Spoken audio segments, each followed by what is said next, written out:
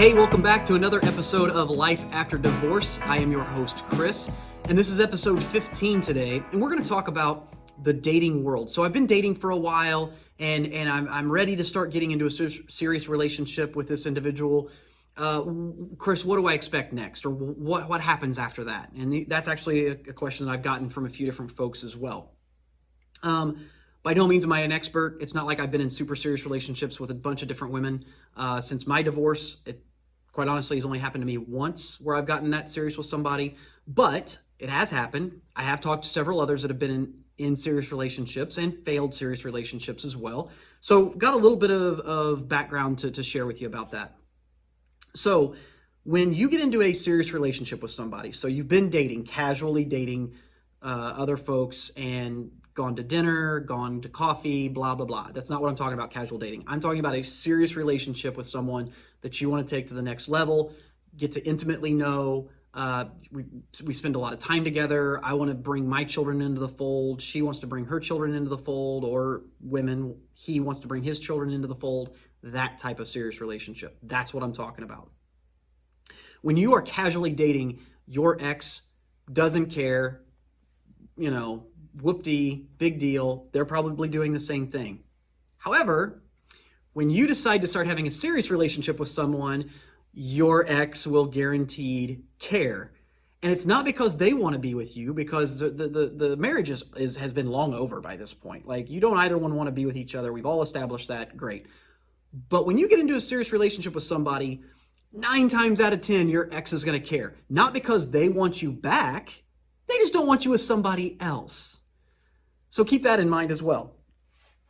So when you decide to get into a serious relationship with somebody, one of the things that I failed on, I was trying to do the right thing for my children, and I decided it would be a great idea to take my new significant other to lunch with my ex before I introduce the significant other to my kids.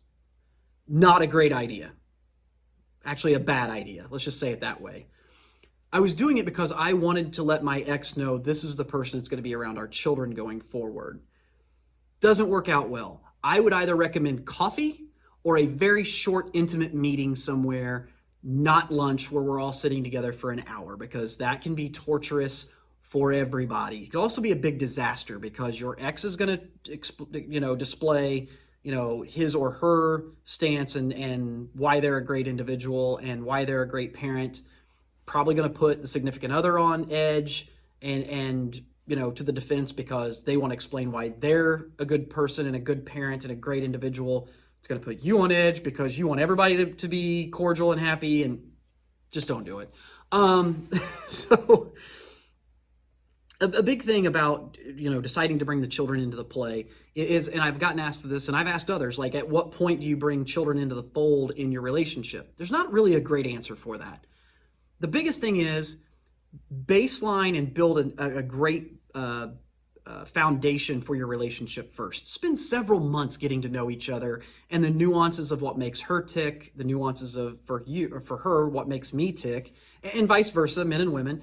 Understand really what makes what do I find as my comfort zone in the way I do things versus what is their comfort zone in the way they do things. Chances are it's going to be very, very different. So whenever you decide to start bringing children into the mold and blending some things together, you're not quite a blended family yet, but as you start blending things together, you're going to find out real quick there's things that I don't like that she does. There's things that she doesn't like that you do, or again, male versus female. So if you don't have that taken care of and really well laid foundation before you bring the children into the fold, it can add a layer of complexity to it. It's going to add a layer of complexity anyway, but spend several months getting to know each other and just focusing on your dating relationship with this specific individual before you worry about bringing in your kids' activities and her kids' activities and the kids spending quality time together as well, because it can be overwhelming. It can add another layer of complexity that the relationship's not ready for, or the children aren't ready for from your side or her or his side, the other person's side. So be aware of that as well. Children's events, and I've talked about this before, super, super important. Now keep in mind, we're talking about a layer of complexity where It's my new significant other, myself, my ex, and I'm here to watch my son or my daughter play. So which one of them is not on the field or the court or the stage is going to be probably sitting between my ex and myself. Now, there's my significant other who's probably going to have, children of her own. They're going to be sitting there as well. The biggest thing as adults to keep in mind is that I am here, she is here, she is here, or he is here, or whoever to support the child that's on the field or the court or whatever the case may be. That's why we're here. It's not about spending quality time together as this one massive blended family, and we all share stories about what happened over the last couple of weeks with us and the children. It's about spending quality time together with our children, period, and supporting them in their activities, their sports, their performances, whatever the case may be. We don't have to be, again, big hugging families that are excited to be around each other, but you need to be cordial, not throwing eye daggers at each other and bad-mouthing and talking negatively toward the other parent, because your child is still sitting there watching their older sibling or younger sibling, again, do whatever it is they're doing, performance, sports, whatever. It's not good for the kid to sit there and watch their parents battle back and forth. It's also not good for the other kids that are involved from your significant other standpoint. They're watching you two go back and forth, not setting a great example for them either, because again, they're evaluating this whole process as do I want to be involved in all of this too? So it's really about making sure that as adults, the three of you, maybe the four of you, because your ex has moved on too, and now there's additional kids sitting on the same row with everybody. Again, I'm not saying everybody has to sit tight-knit close together, but it's better to sit closer proximity than it is on opposite sides of the gym or the field or the auditorium or whatever, because then your child that's performing or playing has to make a choice. Who do I go see first because I'm going to upset the other parent? Again, I know this for fact. I've got relatives, I've got friends, they've all been put in this situation. Don't put your kids in that situation.